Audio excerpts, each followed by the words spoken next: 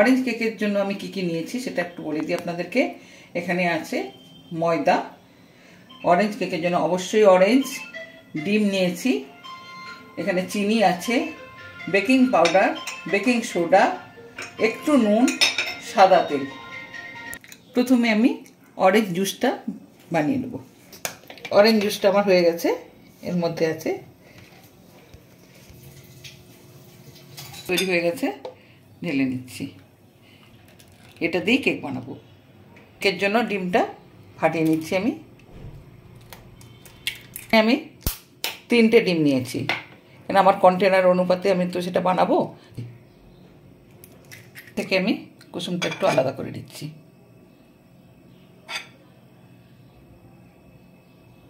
কন্টেনারে আমি ডিমটা দিয়ে দিচ্ছি। এরপরে আমি চিনিটা অ্যাড করলাম। এরপরে আমি একটু মিক্সিং করে নেব।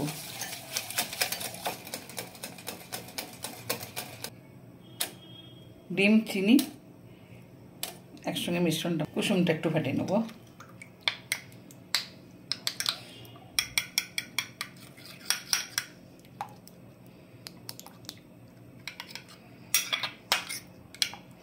এক কাপ সাদা তেল দিয়ে দিচ্ছি।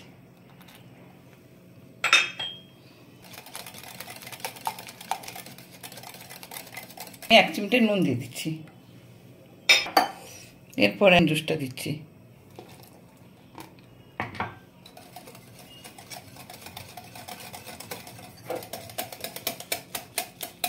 মেজারিং কাপে ময়দাটা দিয়ে দেবো।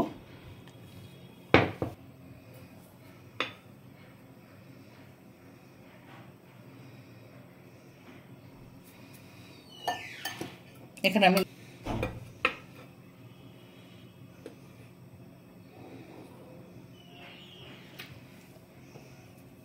এখানে দেবো আমি ছোটো চা চামচের 1 চামচ বেকিং পাউডার আর হাফ চামচ বেকিং সোডা।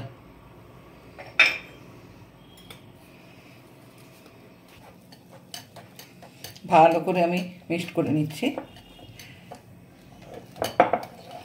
এরপরে আমি ডিমের কুসুমটা অ্যাড করে দিচ্ছি।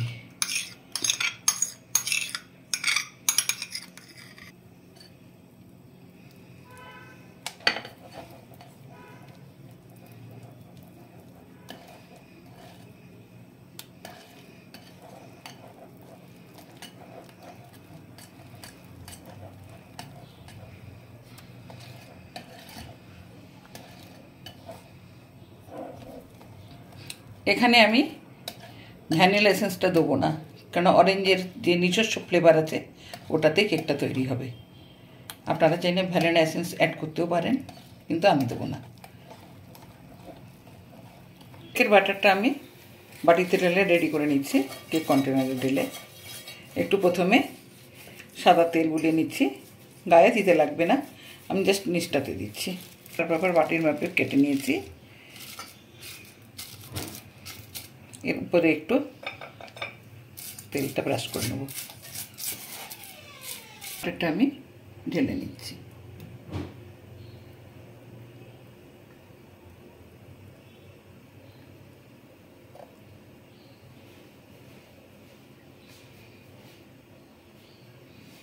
যাতে কোনো বাবলস না থাকে একটু আমি এভাবে সেক করে নিচ্ছি।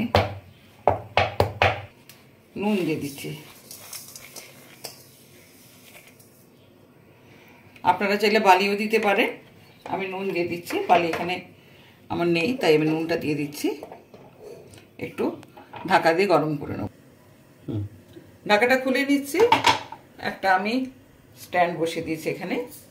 5 মিনিটের জন্য আমি নুনটাকে গরম করে নিলাম। এর মধ্যে এটা বসিয়ে দিলাম। এবারে ঢাকাটা দিয়ে দিচ্ছি। আমি গ্যাসের ফ্লেমটা একবারে লো ফ্লেমে দেবো আর 35 মিনিটস এখানে আমি রাখবো।